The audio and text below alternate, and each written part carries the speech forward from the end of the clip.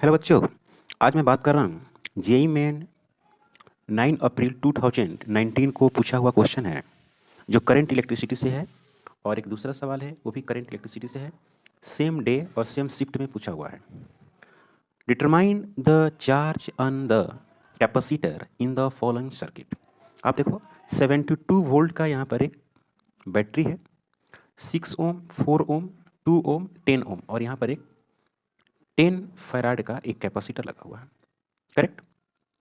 तो इसको मैं अगर ए मानूँ तो ये भी क्या होगा, ए होगा, प्लेन वायर है। अगर मैं इसको बी मानूँ तो ये भी क्या होगा, बी होगा। करेक्ट। अब एक बात होती है इसमें, जैसे 6 ओम है,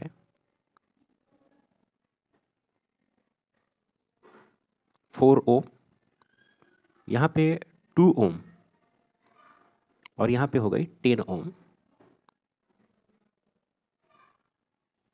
और ये जो है ये ओपन बना देगा, यहाँ पर ओपन सर्किट हो जाएगी। ये हो गई ओपन सर्किट 10 माइक्रोफैराड। अब ये ओपन सर्किट यहाँ पर ओपन क्यों कर दिया यहाँ पे, क्योंकि स्टेडी स्टेट में क्या होती है, स्टेडी स्टेट मतलब long time taken, long time taken में ये फुल चार्ज होगा। पहली बात क्या होगा, फुल चार्ज। जब ये फुल चार्ज होगा तो अपने आप को ये करंट नहीं मांगेगा, मतलब इधर से चार्ज या करंट, अब जो भी कहो, इसमें करंट क्या हो जाएगी, जीरो हो जाएगी, इधर कोई करंट नहीं होगी। तो जो भी करंट जब यहाँ से निकलेगी 72 वोल्ट पोटेंशियल से, प्लस माइनस, यहाँ से जब करंट निकलेगी वो इधर से जाएगी और इधर जाएगी, एक करंट इधर आएगी और एक करंट इधर आ जाएगी, I2 नाम हो गया। फिर आकर दोनों यहाँ पर मिल जाएगी और फिर I हो जाएगी। तो क्या मिल रहा है आप लोगों को, ये और ये दोनों किस में मिल रहे हैं, सीरीज में। ये और ये दोनों किस में हो गए, सीरीज में, और इसके साथ हो गया पैरेलल में।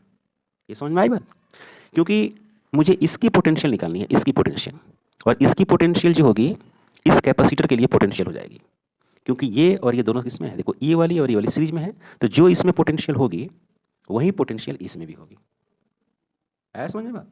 तो मुझे इसकी पोटेंशियल निकालनी है, और इसकी पोटेंशियल निकालने का मतलब है कि इसमें करंट निकालनी होगी, और करंट निकालने के लिए पहले नेट रेजिस्टेंस निकालना होगा। तो क्या लिख रहा हूँ, 2 and 10, 2 यहाँ पर लिखता हूँ 2 ohm and 10 ohm are in series. और सीरीज में आप जानते हैं वैल्यूज क्या होगी, 12 हो जाएगी। तो एक बार और बता देते हैं स्ट्रक्चर, क्योंकि अच्छे से समझ लें आप। यहाँ पर हो गया 4 ओम, ये 4 हो गया, ये 6 हो गई, प्लस माइनस 72 वोल्ट, और ये जो आपको बन जाएगी यहाँ पर एक बन जाएगी, और वो क्या बनेगी, 12 ओम, क्योंकि ये दोनों सीरीज में है ये।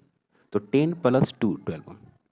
अब इसकी आपको करंट निकालनी है, इसकी करंट।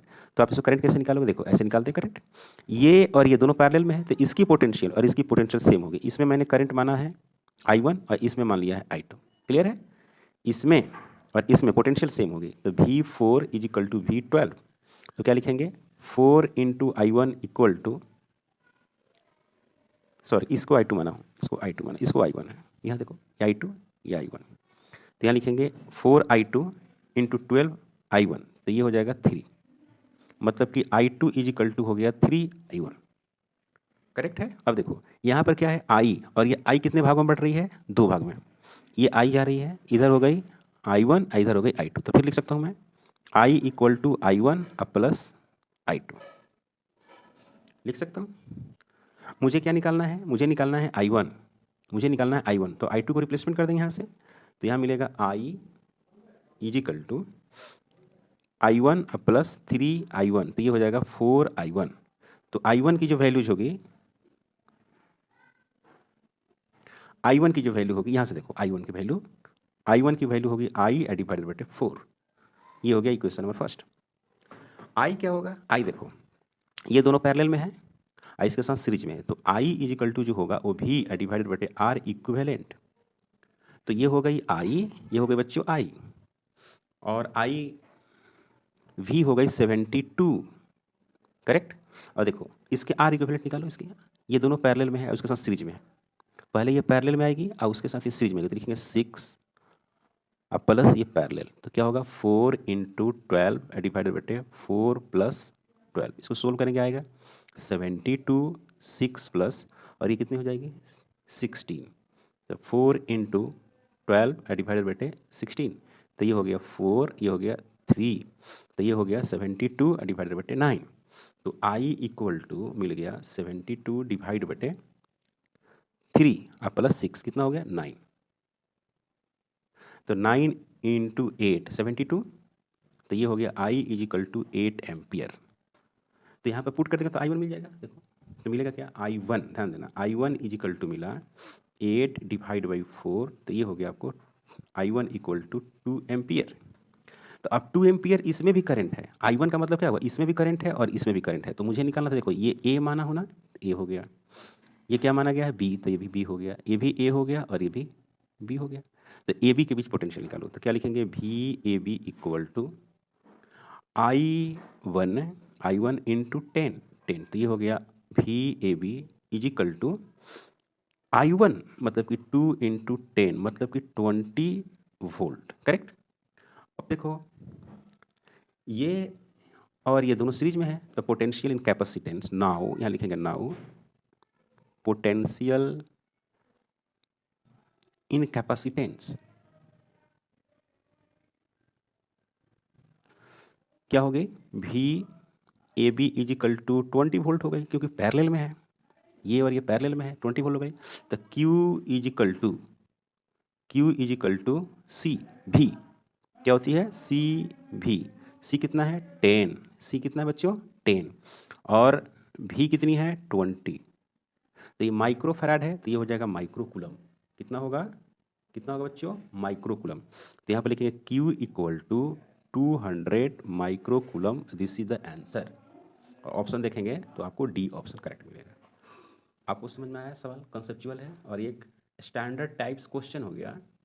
स्टैंडर्ड टाइप क्वेश्चन कैसे हो गया, क्योंकि यहाँ पर आर दिया हुआ है और सी दिया हुआ है, आर सी सर्किट कर सकते हैं। स्टेडी स्टेट में इसमें कोई चार्ज फ्लो नहीं करती है, तो इसको हटा दो। अब यहाँ से क्या निकाल लो, आई निकाल लो, इसमें करंट निकाल लो, फिर इसका पोटेंशियल आप निकालिए और ये पोटेंशियल इसके लिए पैरेलल की तरह यूज कर लो, क्वेश्चन को सॉल्व कर लो। सही है, क्लियर, ओके। नेक्स्ट क्वेश्चन है, इसी साल पूछा है और क्वेश्चन आपके सामने है। क्या है question, a wire of resistance capital R is bent in the form of a square ABCD as shown in the figure. The effective resistance between E and C is, E is the midpoint of RCD, this is the CD उसका midpoint, मतलब कि इसके बीच E और इसके बीच आपको निकालना है। मान लो करंट इसमें आई जा रही है और ऐसे आ रही है, करेक्ट। तो अगर मैं इसको ऐसे ड्रॉ कर दूं और स्कूल वाला फार्मूला अगर लिखूं, दिस इज द ECBAD, अब मैं इसमें स्कूल वाला फार्मूला अगर लिख दूं, फार्मूला क्या है कि R is equal to rho L divide बटे एरिया।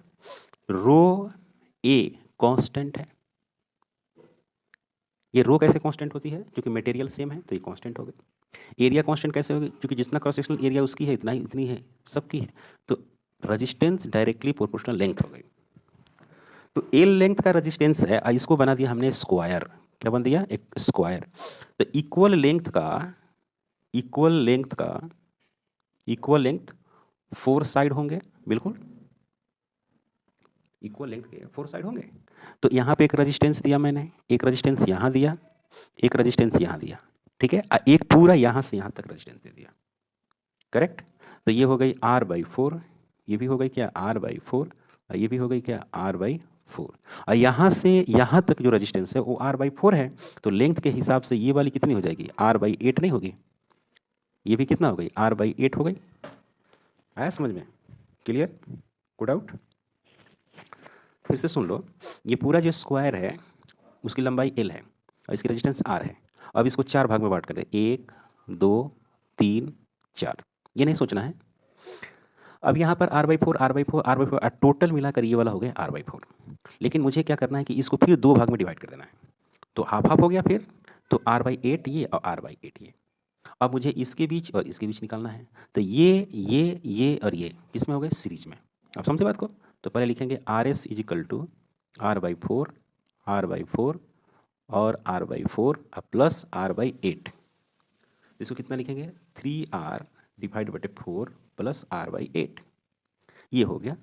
अब इसको अगर फिर से एक डायग्राम ड्रॉ करेंगे आप तो कुछ इस तरह से आपको दिखेगा।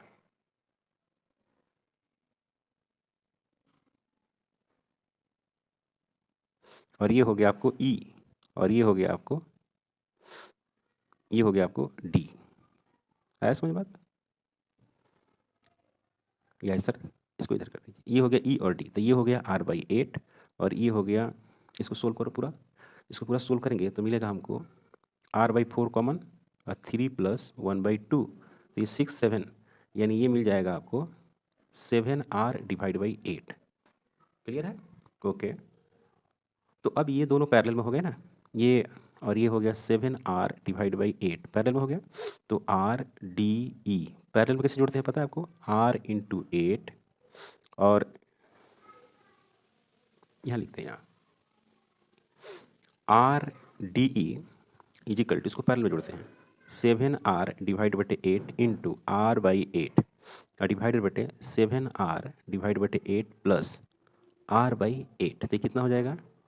ये हो गया 7r/8 into r/8 divide by 7r/8 r/8 8r/8। ये और ये कैंसिल हो जाएगा, यहाँ से ये कैंसिल हो जाएगा, तो ये बचेगा 7r/8 इंटू 8 64। तो आपको जो आंसर मिलने जा रहा है RDE इजिकल टू 7r/64 और ये हो गया आंसर। तो आप ऑप्शन में देखेंगे तो आपको बी ऑप्शन आएगा। क्वेश्चन काफ़ी सिंपल है, क्वेश्चन कठिन नहीं है। अगर आप अच्छे ढंग से अटेम्प्ट करते हैं तो आपको आराम से 4 मिनट्स के पहले ही बन जाएगा।